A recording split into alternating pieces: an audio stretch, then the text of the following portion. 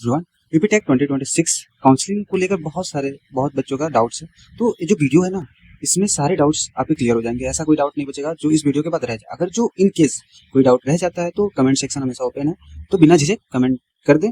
और upcoming video जो भी है या नहीं भी होगा तो एक स्पेशल वीडियो उस क्वेश्चन पे बेस्ड आ जाएगा। ठीक है, तो आपके सारे डाउट्स क्लियर हो जाएंगे और यह 20 तारीख के पहले ही आ जाएगा ताकि आपको बाद में दिक्कत ना हो। ठीक है, तो इस वीडियो में हम लोग बात करेंगे कि ये जो काउंसलिंग प्रोसेस है एक किसके लिए है और कौन कौन इसमें पार्टिसिपेट कर सकता है। तो पहले मैं एक डाउट जो है वो बहुत सारे बच्चों का है वो क्लियर कर दूं कि ये फर्स्ट प्रायोरिटी जो दिया जा रहा है ना वो CUET PG एंड UG वालों को दिया जा रहा है। फिर सेकंड में अगर जो सीट बच जाता है तो सेकंड प्रायोरिटी दिया जा रहा है जो नॉर्मली जो 10+12 पास है, ठीक है, और जो ग्रेजुएशन पास है, ठीक है, उनको सेकंड प्रायोरिटी पे रखा गया है। ठीक है, अब ये CUT को प्रायोरिटी दिया जा रहा है। अब इसमें कौन कौन से कोर्स अभी चल रहे हैं, तो यहाँ पर जो भी कोर्स मेंशन है उसके एडमिशन अभी चल रहे हैं। ठीक है, यह टोटल आपके 4 राउंड चलेंगे। फिर जो 5th राउंड है या इसके बाद जो बच्चे जो 5th राउंड है इसमें क्या होगा कि फिजिकली आपको रिपोर्ट करना पड़ेगा जहाँ पर भी आप अप्लीकेबल है, जिस इंस्टीट्यूशन में। ठीक है, वहाँ पर आपको जाके सारा डॉक्यूमेंट फिजिकली, हर एक प्रोसेस फिजिकली करना पड़ेगा।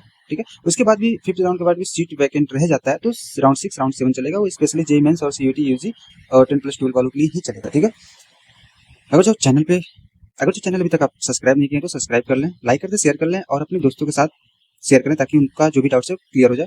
ठीक है, और बात करते हैं कि आप लोग के मन में क्या क्या डाउट्स हो सकते हैं। ठीक है, बहुत सारे बच्चों का ये डाउट होगा कि सर ऑलरेडी रजिस्टर्ड हो चुका है तो क्या फिर से फॉर्म कंप्लीट करेंगे, सबमिट करेंगे, यानी कि कोर्स सिलेक्शन के बाद जो फॉर्म बेसिकली सबमिट करना है उसमें हमें कोई चार्जेस देने होंगे? तो नहीं, नो, कोई चार्जेस आपको नहीं देने होंगे। अगर जो 1000 रुपीज़ आपने क्या किया रजिस्ट्रेशन के टाइम पे कर दिया है तो आपको कोई चार्जेस नहीं देने होंगे। अभी तक कोई रजिस्ट्रेशन नहीं किया तो ओपन है विंडो, आप रजिस्ट्रेशन कर सकते हैं। रजिस्ट्रेशन करने के बाद आप अप्लाई कर सकते हैं जिस कोर्स के लिए आप एलिजिबल हैं उसमें अप्लाई कर सकते हैं। ठीक है, जो नॉर्मली एडमिशन लाइक MBA हो गया, B.Pharma हो गया, MC हो गया, इसका CUT UG PG के थ्रू चल रहा है। जो भी यहाँ पर मैंने अभी बताया है इन सारे कोर्सेज का अभी CUT UG और PG के थ्रू चल रहा है। और जो नाटा है, जेईई पेपर सेकंड है और जो पासिंग 10+12 है और ग्रेजुएशन है इनको सेकंड प्रायोरिटी पर रखा गया। बाकी सारी चीज़ें क्लियर हो गया कैसे रजिस्ट्रेशन प्रोसेस चलेगा। रजिस्ट्रेशन करना पड़ेगा, फिर फीस पेमेंट करेंगे 1000 का, फिर उसके बाद जो अप्लाई नाउ पे करके आप वहाँ पे डॉक्यूमेंट कोर्स सिलेक्शन करेंगे, फिर डॉक्यूमेंट अपलोड करेंगे, फिर आप पार्टिसिपेट कर लेंगे राउंड 1 के लिए। अगर जो राउंड 1 में आप ये सारी रजिस्ट्रेशन वगैरह नहीं करते हैं तो आप राउंड 2, राउंड 3, राउंड 4 में पार्टिसिपेट नहीं करेंगे, आप डायरेक्ट पार्टिसिपेट करेंगे राउंड 5 में और आपको फिजिकली रिपोर्ट करना पड़ेगा। देखो, बहुत सारे बच्चे ऐसे होंगे कि जो एग्जाम नहीं दिए होंगे और उनको डाउट होगा कि मेरा एडमिशन हो पाएगा कि नहीं। तो आपके लिए सिंपल प्रोसेस करता हूँ, सिंपल एक प्रोसेस बताता हूँ। आप क्या करेंगे कि जो भी जिस सिटी में आप एडमिशन लेना चाहते हैं उस सिटी को गूगल पे सर्च कीजिए और वहाँ के जो भी कॉलेज है, बेस्ट कॉलेज जिसमें आप एडमिशन लेना चाहते हैं उसको सर्च कीजिए। फिर उसमें देखिए एडमिशन प्रोसेस चल रहा है कि नहीं। अगर ये चल रहा है तो आप कॉल पे बात कर लीजिए कि क्या डायरेक्ट एडमिशन हो रहा है। अगर जो डायरेक्ट एडमिशन होता है तो आप वहाँ पर एडमिशन ले लीजिए, इसके चक्कर में ना पड़े। ठीक है, अदरवाइज अगर जो आपको वेट करना है तो राउंड 5 तक एक कब चलेगा, ये टेंटेटिव डेट है, आपको 12 अगस्त को पता चल पाएगा। ठीक है, 12 अगस्त से 14 अगस्त तक चलेगा। अब नोटिफिकेशन जैसे आता है, नोटिस जैसे आता है, मैं आपको अपडेट कर दूंगा। ठीक है, बीटेक वालों का जो था ये ओपन हुआ था रजिस्ट्रेशन, और रजिस्ट्रेशन उनके लिए ओपन हुआ था, अब तो शायद बंद हो गया, ये पहले का डेटा है। तो उस टाइम ओपन हुआ था, अभी आइडिया नहीं। अभी तो काउंसलिंग राउंड 1 चल रहा है। ठीक है, तो आप पार्टिसिपेट कर सकते हैं। अब देखो अब देखो कि रजिस्ट्रेशन करना कैसे, उसके प्रोसेस क्या है और काउंसलिंग के लिए कैसे अप्लाई करेंगे और ऑनलाइन चॉइस फिलिंग क्या होगा, फिर उसको लॉकिंग जो भी ऑनलाइन चॉइस फिलिंग करेंगे, फिर उसको लॉकिंग कैसे करेंगे, फिर उसके बाद जो सीट अलॉटमेंट आएगा उसको कंफर्म कैसे करेंगे, या फिर फ्लोट कैसे करेंगे, फ्रीज करना है, फ्लोट करना है। उसके लिए देखो अलॉटमेंट जब आएगा तो उसके लिए सीट को रिजर्व करने के लिए आपको 20,000 या 12,000 जो भी होगा कोर्स के हिसाब से आपको पेमेंट करना पड़ेगा। अगर जो आपको फ्लोट करना है तो फ्लोट कर दीजिए, उसके बाद अगर जो फ्रीज करना है फ्रीज कर दीजिए, या तो नेक्स्ट राउंड में जाना है तो फ्लोट कर दीजिए, यानी कि राउंड 2 में पार्टिसिपेट करना फ्लोट कर दीजिए, राउंड 3 में पार्टिसिपेट करना फ्लोट कर दीजिए, राउंड 4 में पार्टिसिपेट करना फ्लोट कर दीजिए। ठीक है, रिफंड आपका उसी हिसाब से आएगा। जैसे राउंड 1 में पार्टिसिपेट करते हैं विड्रॉल आपको यहाँ पर मिलेगा 2/8/2026 में। ठीक है, विड्रॉल आप कर सकते हैं। ठीक है, यहाँ पर फिर ऑनलाइन विड्रॉल कर सकते हैं राउंड 3 में, और राउंड 4 में आप ऑनलाइन विड्रॉल कर सकते हैं। ठीक है, इस तरीके से है। अब देखो रजिस्ट्रेशन करना कैसे है, रजिस्ट्रेशन कैसे करना है इसके बारे में बात कर लेते हैं। ठीक है, ये क्या चीज़ है, ओके, हाँ देखो, अभी बहुत सारे बच्चों का डाउट था कि बैचलर ऑफ फार्मेसी का प्रोसेस स्टार्ट हो गया कि नहीं। तो देखो स्टार्ट हो गया है, 14 जुलाई से 20 जुलाई तक ये स्टार्ट है। ठीक है, आप रजिस्ट्रेशन कर सकते हैं, अप्लाई कर सकते हैं इस कोर्स के लिए। और फार्मा डी, ठीक है, इसके लिए भी आप अप्लाई कर सकते हैं और ये 14 जुलाई और 2020 जुलाई तक ये भी इसमें अप्लाई कर सकते हैं। ये सारे कोर्सेज हैं जिसमें आप एडमिशन ले सकते हैं। बैचलर ऑफ आर्किटेक्ट्स, MBA हो गया, MC हो गया, BBA हो गया, BCA हो गया, BF BFA हो गया, BFAD हो गया, BHMCT हो गया, BM integrated MBA, integrated MCA, bachelor of education, master lateral entry हो गया यहाँ पर, MCA का लेटरल एंट्री, बी फार्मा और डी फार्मा बोल सकते हैं, फार्मा, ठीक है। अब देखो यहाँ पर जो प्रियोरिटी है फार्मा, बहुत सारे बच्चों का डाउट था कि बी फार्मा का प्रियोरिटी क्या है, मतलब मैं क्लास 12 पास हूँ तो उसमें एडमिशन ले सकता हूँ कि नहीं। तो देखो क्या है कि जो CUT UG जिसने दिया है उसको प्रायोरिटी 1 पे रखा गया है। जो क्लास 12 पास करके बी फार्मा एडमिशन लेना चाहता है, काउंसलिंग में पार्टिसिपेट करना चाहता है, उसको प्रायोरिटी 2 पे रखा गया। जब आप क्या करेंगे यहाँ पर जैसे ही कोर्स सेलेक्ट करेंगे, ठीक है, लॉगिन करने के बाद सारा रजिस्ट्रेशन प्रोसेस कर लिए, फिर उसके बाद अप्लाई नाउ पे करके लॉगिन करके प्रोग्राम सेलेक्ट करेंगे। प्रोग्राम सेलेक्ट करने के बाद आप मान लीजिए बैचलर ऑफ फार्मेसी को पर क्लिक करते हैं। जैसे ही क्लिक करेंगे आपको इस टाइप का पेज ओपन कराएगा। वहाँ पर आपको चूज करना पड़ेगा कि आप CUT UG दिए हैं तो इसको चूज करेंगे, और CUT नहीं दिए हैं तो आप क्लास 12 को चूज करेंगे। इसको चूज करेंगे तो नॉर्मली आपको सेकंड प्रायोरिटी पर रखा जाता है, जो सीट बचता है तो आपको ले लिया जाएगा, ठीक है। ऐसे ही आपका फार्मेसी डी का भी है सेम प्रोसेस, और यहाँ पर करने के बाद सारा डिटेल्स फिल करेंगे, ठीक है। अब बात करते हैं कि रजिस्ट्रेशन करना कैसे है। तो न्यू रजिस्ट्रेशन करना है, यहाँ से कर सकते हैं, रजिस्ट्रेशन पे क्लिक करके कर सकते हैं। रजिस्ट्रेशन करने के बाद आपको ये वाला विंडो ओपन होकर आएगा पूरा, क्रिएट एन अकाउंट। यहाँ पर अपना नेम डालेंगे, डेट ऑफ बर्थ डालेंगे, जो क्लास 10th के मार्कशीट पे सेम वही डालना है। फिर यहाँ पर ईमेल डालेंगे, जो भी आप चलाते हैं ईमेल यूज करते हैं, या आपके पास नहीं है तो आपके भाई बहन जो भी है हमारे पिता उनका यूज कर सकते हैं। यहाँ पर पासवर्ड डालेंगे, दोनों में सेम रहेगा, यहाँ पर भी ईमेल दोनों में सेम रहेगा, क्योंकि यहाँ पर इंटर एप्लीकेंट ईमेल एड्रेस यानी कि जो यहाँ पर डालेंगे उसको यहाँ पर डालेंगे ताकि मैच करेगा कि सेम है कि नहीं, ठीक। यहाँ पर मोबाइल नंबर डालेंगे, सेम मोबाइल नंबर यहाँ पर डालेंगे, फिर यहाँ पे कैप्चा कोड डालेंगे, क्रिएट अकाउंट करेंगे, आपके पास OTP आएगा, वेरीफाई होगा, फिर आप अकाउंट लॉगिन करेंगे। लॉगिन कैसे करेंगे?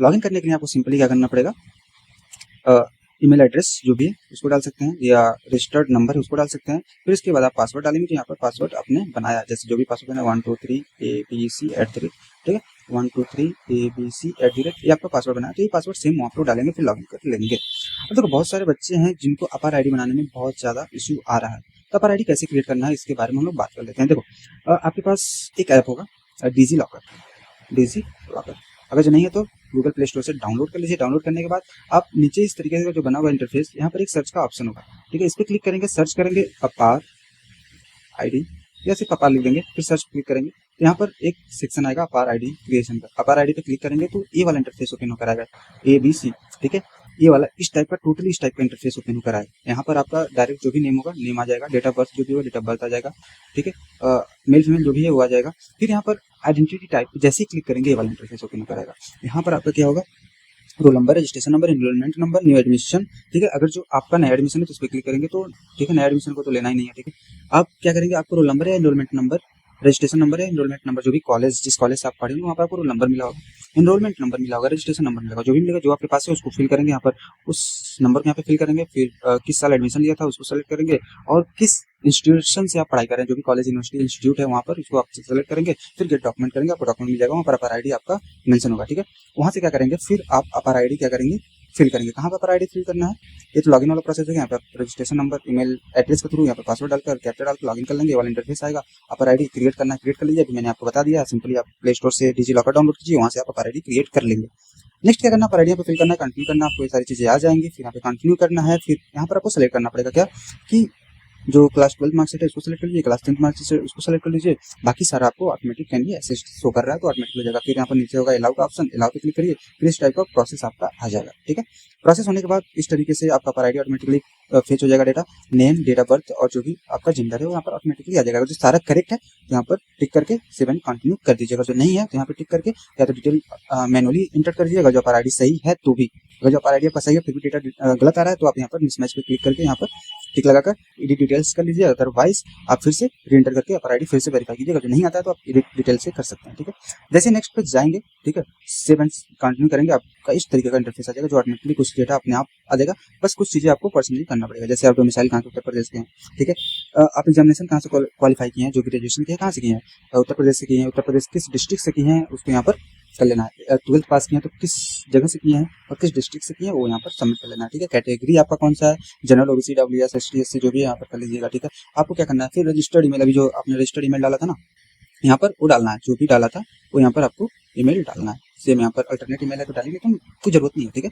फिर यहाँ पर रजिस्ट्रेशन नंबर जो ऊपर अभी आपने रजिस्ट्रेशन के टाइम डाला था वो रजिस्ट्रेशन नंबर यहाँ पे फिल करना, अदरवाइज यहाँ पर कोई अल्टरनेट नंबर है तो दे दीजिए, अदरवाइज कोई जरूरत नहीं, ऑप्शनल है, ठीक है। आपका ब्लड ग्रुप क्या है, अगर जो है तो डालिए, नहीं तो आप छोड़ सकते हैं, ऑप्शनल है। रिलीजन क्या है आपका, हिंदू मुस्लिम जो भी है, सिख ईसाई जो भी है, यहाँ पर अपना क्रिश्चियन है तो यहाँ पर अपना रिलीजन फिल करेंगे। फिर उसके बाद ट्यूशन फीस ये इंपॉर्टेंट है, अगर जो आप क्या करना है फ्री एजुकेशन लेना है यानी कि अपना फीस माफ कराना चाहते हैं तो उसके लिए एलिजिबल है तो फीस वीवर ऑप्शन को आप सेलेक्ट कीजिएगा। अगर जो आपका इनकम जो होगा 48,000 एनुअली होगा तो आप कर सकते हैं, ठीक है। अदरवाइज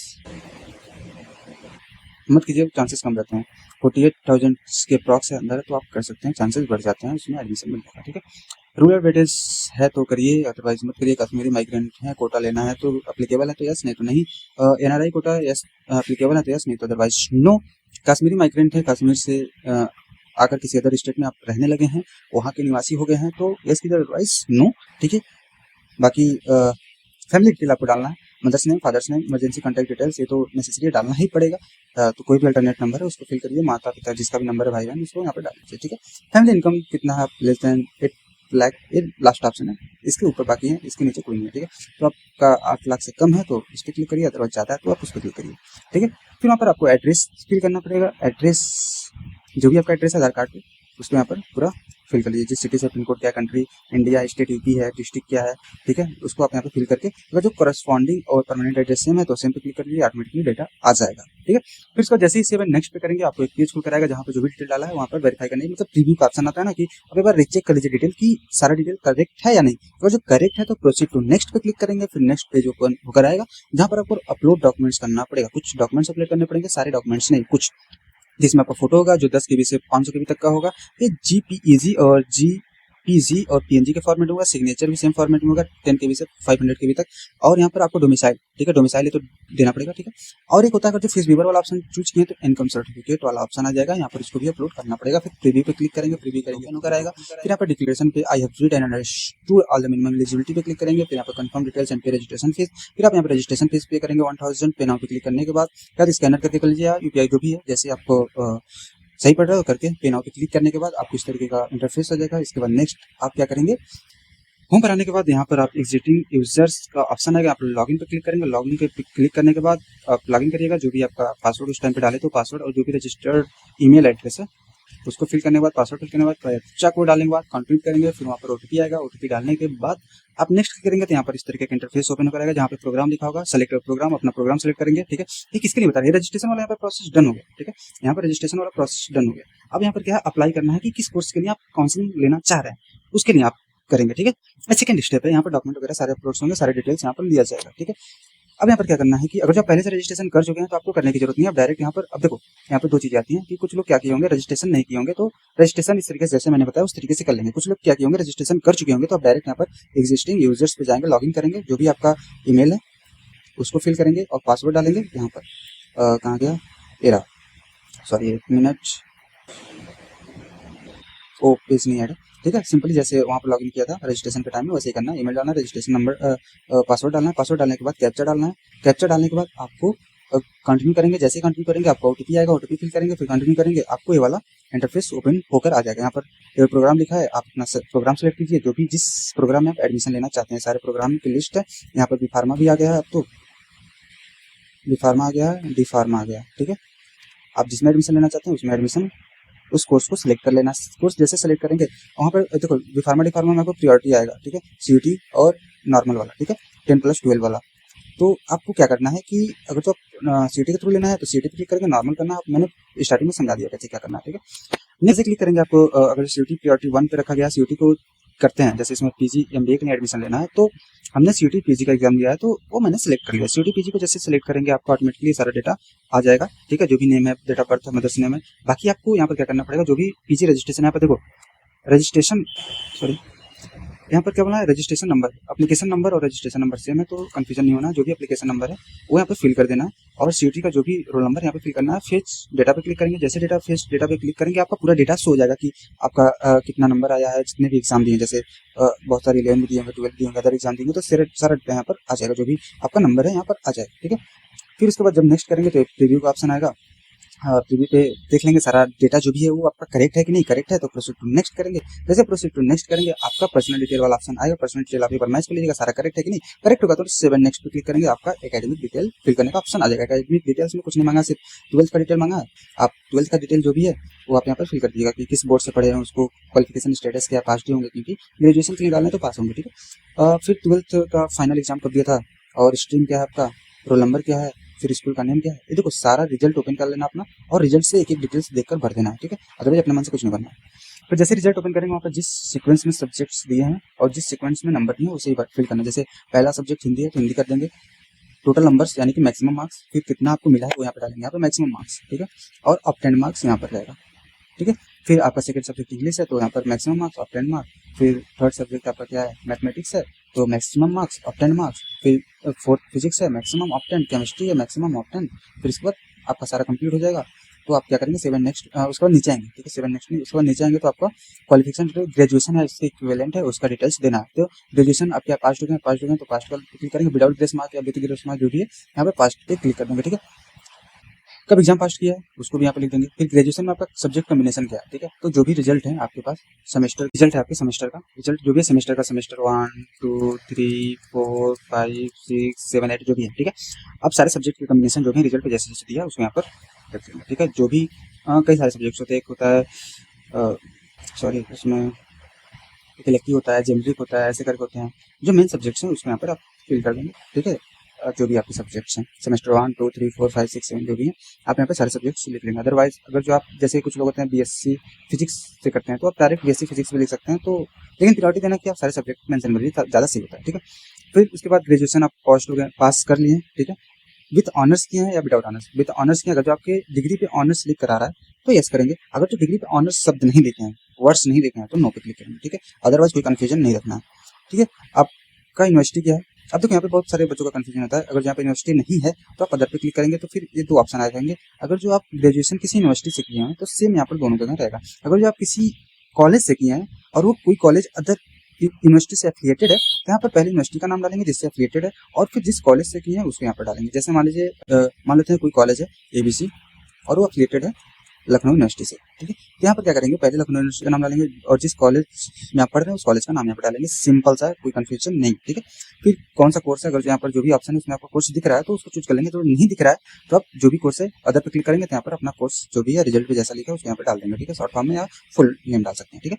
ग्रेजुएशन आप कैसे पास हुए हैं, फर्स्ट डिवीजन है, सेकंड डिवीजन है, थर्ड डिवीजन, जो भी आपकी डिग्री पे लिखा होगा उसको यहाँ पर डाल देंगे, ठीक है। फिर इसके बाद परसेंटेज में बहुत सारे CGPA होगा तो कैलकुलेशन करने में बहुत सारा दिक्कत होगा, तो आपको क्या करना है, जो भी आपका CGPA है यहाँ पर लिखना, फिर माइनस करना 0.5 से, फिर इंटू करना, ऐसे करना ब्रैकेट में, पहले इसको माइनस कर लेंगे, जो भी रिजल्ट आएगा यहाँ पर लिख लेंगे, ठीक है।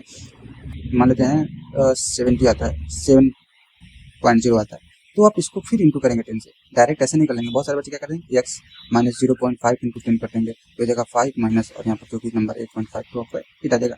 तो ऐसे नहीं करना है, आपको डायरेक्ट ऐसे करना है, ठीक है। इसको पहले सॉल्व करना है, फिर जो भी रिजल्ट आएगा फिर उसको 10 से इंटू करना है, ठीक है।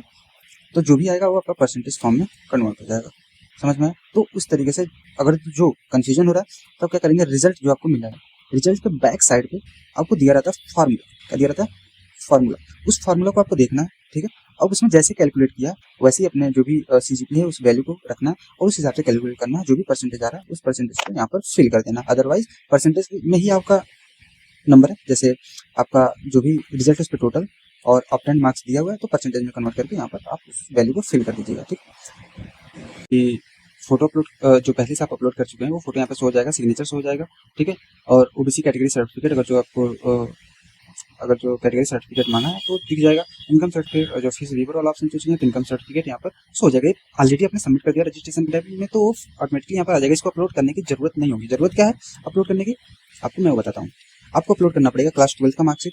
अगर जो आपके रिजल्ट पे लिखा है रिजल्ट कम मार्कशीट तो आपको सिंपली उस रिजल्ट का PDF बना के यहाँ पर अपलोड कर देना। अगर जो नहीं लिखा है तो आप क्या करेंगे, फिर आपको क्या पासिंग सर्टिफिकेट जो मिलता है तो यहाँ पर अटैच करना पड़ेगा। दोनों को PDF में कन्वर्ट करना, PDF फॉर्मेट में बनाना होगा और फिर यहाँ पर अपलोड करना पड़ेगा, ठीक है। PDF फॉर्मेट में ही रहेगा।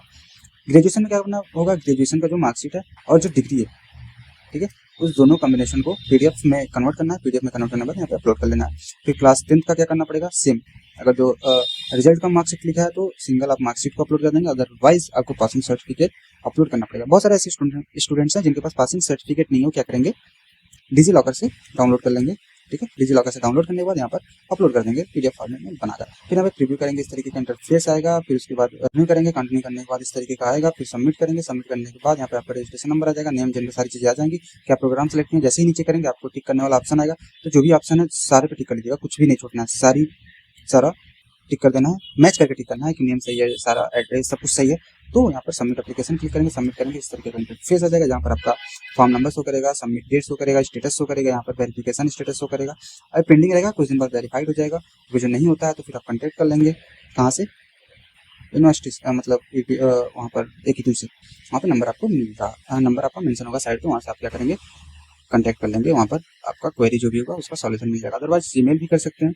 हाँ, आपको एक चीज़ बता दूँ कि डॉक्यूमेंट वेरिफिकेशन कब तक चलेगा, अगर जो इसके अंदर नहीं होता है, जो डॉक्यूमेंट वेरीफाई होगा वो 9 से 21 जुलाई तक चलेगा। अगर जिसके बीच में आपका डॉक्यूमेंट वेरिफिकेशन नहीं होता है तो आपका क्वेरी स्टार्ट हो जाएगा, आप 9/7 से 21 तक चलेगा। इसके बीच में आपका जमा लेते हैं कि 19 तारीख तक डॉक्यूमेंट वेरीफाई नहीं हुआ, 20 तक नहीं हुआ, तब बात कर लेंगे, ठीक है। उसके बाद आपका जो भी क्वेरीज होगा, डॉक्यूमेंट वेरिफिकेशन का जो भी क्वेरी होगा वो 9 से 22 तक सॉल्व हो जाएगा। फिर इसके बाद ऑनलाइन चॉइस फिलिंग और लॉकिंग का प्रोसेस स्टार्ट हो जाएगा। कब से स्टार्ट होगा? 23 से 25 तक आपका ऑनलाइन चॉइस फिलिंग लॉकिंग का स्टार्ट हो जाएगा। सीट अलॉटमेंट आपका कब होगा? 27 को, और payment of seat confirmation fees आप पे करेंगे 27 से 29 के बीच में, और आपको फ्रीज करना है, फ्लोट करना है वो 27 से 29 के बीच में। फिर नेक्स्ट राउंड स्टार्ट हो जाएगा 30 तारीख से 31 तारीख तक। फिर सीट अलॉटमेंट आपको होगा 1 तारीख को, फिर उसके बाद पेमेंट ऑफ सीट कंफर्मेशन 2 अगस्त से 3 अगस्त तक होगा। फिर ऑनलाइन आपको फ्रीज अपलोड करना है, नेक्स्ट राउंड में जाना है तो 2 से 3 के बीच में आप कर सकते हैं। फिर ऑनलाइन फीस विड्रॉ करना है, जो आपने जमा कर दिया है वो आप 2 या 3 को कर सकते हैं, ठीक है। ये सारा प्रोसेस है। अगर जिसके बाद भी कोई डाउट रह जाता है तो आप आपके लिए कमेंट हमेशा ओपन रहेगा, कमेंट सेक्शन में आप कमेंट कीजिए और फिर नेक्स्ट वीडियो में अपना आंसर जान लीजिए, ठीक है। और वीडियो पसंद आया तो वीडियो को like share and subscribe, channel को सब्सक्राइब करना ना भूलें। आपकी सपोर्ट में बहुत ज़्यादा जरूरत है क्योंकि चैनल नया है और यहाँ पे बहुत सारी चीज़ें एजुकेशन से रिलेटेड, अदर चीज़ों से रिलेटेड जो भी लोगों का डाउट रह रहा है वो बिना किसी पैसे लिए वो सारा प्रॉब्लम यहाँ पर सॉल्व होगा। हाँ, एक चीज़ और कहना चाहता हूँ कि अगर जो बहुत सारे बच्चे हैं जो ये सारे प्रोसेस नहीं कर पा रहे हैं तो रजिस्ट्रेशन करने का 50 रुपीज़ और अप्लाई करने का 50 रुपीज़ चार्जेज है, ठीक है। और उसके बाद सारा चीज़ें देखने का उसका अलग चार्जेस है। अगर जिसके बाद आप सारा कर सकते हैं, ऑनलाइन चॉइस फिलिंग कर सकते हैं, सीट अलॉटमेंट भी देख सकते हैं, पेमेंट फीस कर सकते हैं, ठीक है, फ्रीज अपलोड करना सारी चीज़ देख सकते हैं, तो आप यहाँ तक करा लीजिए, बाकी आगे का आप देख लीजिएगा। अगर जो नहीं कर पाते हैं तो उसका फीस अलग है, ठीक है। अगर जो करना होगा तो आप व्हाट्सएप नंबर दे रहे हैं उस पर आप मैसेज कर लीजिएगा 7844897632। बहुत सारे ऐसे चैनल है जो डिटेल्स सारा नहीं बताते हैं, ठीक है। थंबनेल में शो करेगा कि कुछ और अंदर कुछ और, फिर वो अपना जो भी पेड काउंसलिंग है उसको प्रमोट करते हैं और बच्चों को लालच देके फिर पेड काउंसलिंग के लिए एलिजिबल कर लेते हैं। तो ऐसा कुछ नहीं है, ठीक है। आप मेरे से जो भी डाउट्स हैं वो पूछिए, मैं आपको डायरेक्ट बता दूंगा, आप मैसेज करके भी पूछ सकते हैं, ठीक है। उस डाउट को मैं क्लियरफाई कर दूंगा, कोई ऐसा डाउट्स पेंडिंग में नहीं रहेगा, ठीक है। फिर मिलते हैं नेक्स्ट वीडियो में, तब तक के लिए बाय बाय, टाटा, जय श्री राम।